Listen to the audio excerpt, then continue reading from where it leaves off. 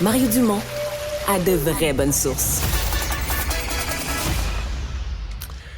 Elle s'était fait connaître pour son ouvrage, le gouvernement, qui parlait du gouvernement de l'État omniprésent, après quelques années après un film qui parlait du modèle québécois, qui remettait en question le modèle québécois. Mais ça faisait longtemps qu'on n'avait pas entendu parler d'elle, Joanne Marcotte, qui va d'un nouveau livre sur l'apocalypse climatique, ces doutes qui dérangent, qui remet en question l'apocalypse climatique. Joanne Marcotte, bonjour. Bonjour, ça va bien? Oui, ma première question va pas être sur le texte, mais sur la couverture du livre, parce que on y voit comme des, je sais pas, là, un évêque, un curé puis un moine. Est-ce que c'est une façon de dire que les changements climatiques sont une nouvelle religion? Ben, c'est une façon de dire que la science, ça repose pas sur la foi, ça repose sur le doute. Et quand ça repose sur la foi, je veux bien là qu'il y ait des choses qui soient immuables, mais quand même, à ce moment-ci, la science climatique est très, très jeune. Alors, le doute est permis et ce que j'ai voulu présenter dans ce livre-là, c'est la portée du consensus, d'où il vient, il est quoi exactement, mais il demeure qu'il y a des zones où ça débat. Ça débat férocement.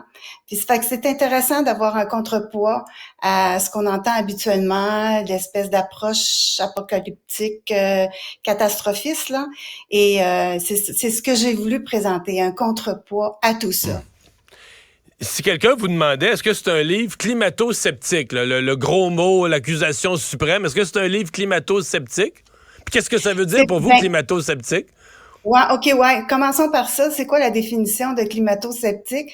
Moi, quand j'entends climato-sceptique, c'est quelqu'un qui nie carrément le réchauffement climatique, qui nie que le CO2 a quelque chose à voir dans la concentration. Ça, c'est pas le propos du livre. Le livre est pas négationniste sur les changements climatiques.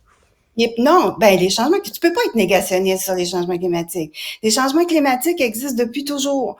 C'est juste que ça donne que récemment, depuis 1850, le climat a changé. Il s'est réchauffé un peu, 1,1 degré Celsius, selon ces auteurs-là, et la science.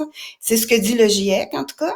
Fait que, tu peux pas vraiment le terme conspirationniste pour décrier l'absence de changement climatique. C'est comme irrelevant, là, tu sais, c'est pas pertinent. C'est parce que le climat a changé depuis que le monde est monde. Et des réchauffements, il y en a eu avant.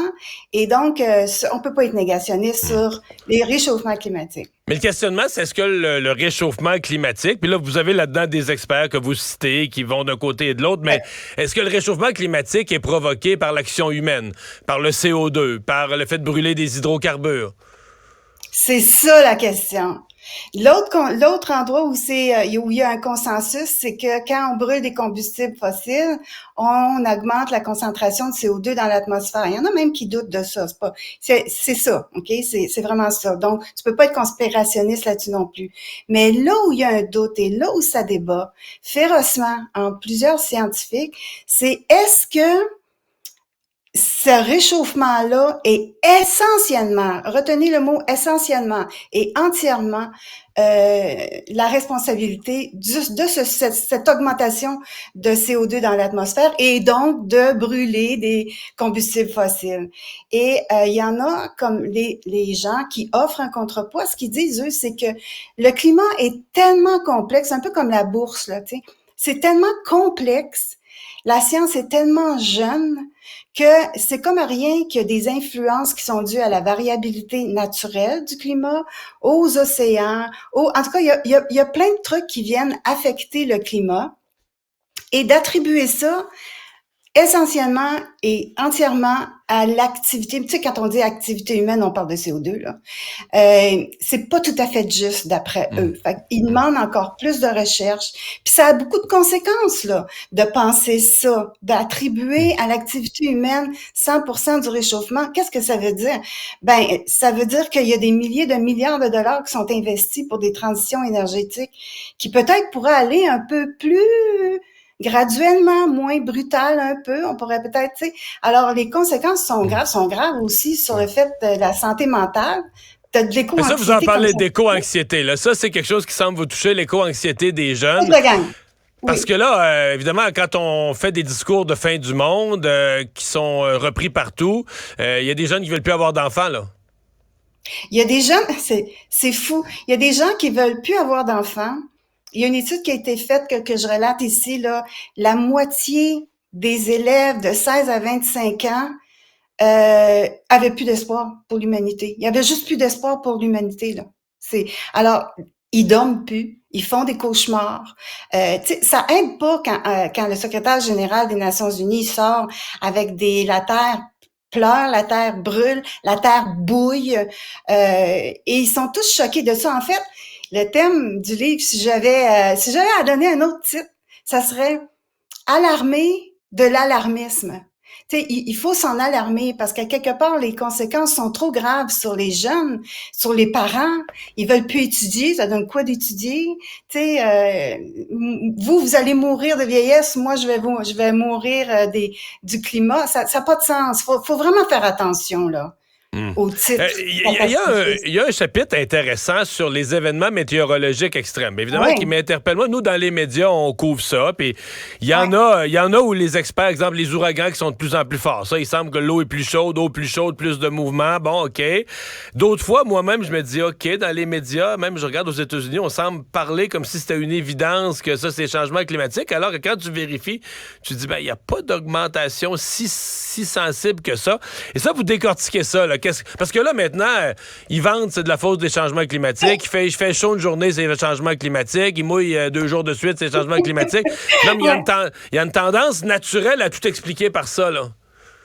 exact. Puis ils font erreur parce que puis c'est ça qui est le pire, c'est que dans le rapport du GIEC, il y a 3 groupes dans le rapport du GIEC. Il y a le premier groupe qui s'occupe vraiment de faire l'état du climat, un état du climat. Et eux, ils décortiquent tout ça, ils recueillent toutes les recherches qui sont faites sur l'évolution du climat.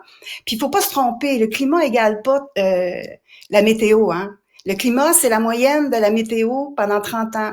Donc, avant d'observer un changement, bien sûr, la moyenne peut évoluer, mais avant d'observer un changement, ben ça prend des décennies là. Alors ça c'est un. Une fois que tu as compris ça, tu mesures vraiment sur des longues périodes de temps l'évolution des catastrophes climatiques et à ce compte-là, les désastres en termes chiffrés là, les désastres climatiques ont une tendance à la baisse depuis quelques décennies. Pire, ce que j'ai retenu, c'est que dans le siècle passé, il y avait plus de désastres climatiques dans la première moitié du siècle que dans le second. Fait qu'il y a une tendance à la baisse, là. Ouais. Et Mais vous ça avez quand va même un tableau où il y en a certains qui sont reconnus là, comme étant liés au oui, CO2. Donc, c'est pas une négation que dans certains cas, il y a des désastres non, climatiques qui sont liés. Mais il y a comme un exact. avertissement à dire, ben, scientifiquement, attention, là, c'est pas tout ce qui arrive dans le désastre naturel. Il y en arrivait à toutes les époques, à tous les millénaires, il y a eu des désastres climatiques, là. Ben oui, puis ça a déjà été plus chaud qu'aujourd'hui, là. Puis dans ceux qui sont détectés, quand ils parlent de détection, le GIEC, là, détecter qu'il y a un changement climatique dû à, ben là, t'as les vagues de chaleur, plus nombreuses, pas nécessairement plus intenses, mais plus nombreuses, et des pluies plus abondantes. Mais curieusement, ils vont pas dire que ça va générer plus d'inondations, tu vois. C'est ces 2 seuls événements-là où ils ont vraiment détecté un changement. Fait que quand on voit, puis quand on entend dans la presse traditionnelle, à qui je fais énormément de reproches, puis à qui eux là, sont hors d'eux-mêmes, là, par rapport à la couverture médiatique des événements catastrophiques. Et quand on lit, il va y avoir plus d'ouragans, puis il va y avoir plus de grêle, puis il va y avoir plus de vents violents, puis tout ça, c'est faux. Ça n'a pas été détecté. Alors, si tu me dis que tu te fies sur la science, ben dis ce que la science dit. T'sais? Fait que dans ce livre-là, on voit là où c'est vrai, là où c'est faux. Puis c'est bien Mais décortiqué, là. par contre, même les grandes organisations, les compagnies d'assurance, les grandes organisations comme Oui. Hydro-Québec planifient en fonction qu'il y aura plus d'événements parce que c'est ce qu'ils sentent, c'est ce qui s'est produit ces dernières années, là. Ils peuvent bien. C'est une belle occasion de faire du cash, mais en réalité, le climat, c'est un ensemble de climats régionaux. Fait que peut-être que pour une région, parce qu'il y a maintenant d'ailleurs, Judith Curry, que je rapporte ici, elle a sa propre firme maintenant d'évaluation du risque. Et elle travaille avec des compagnies d'assurance, justement.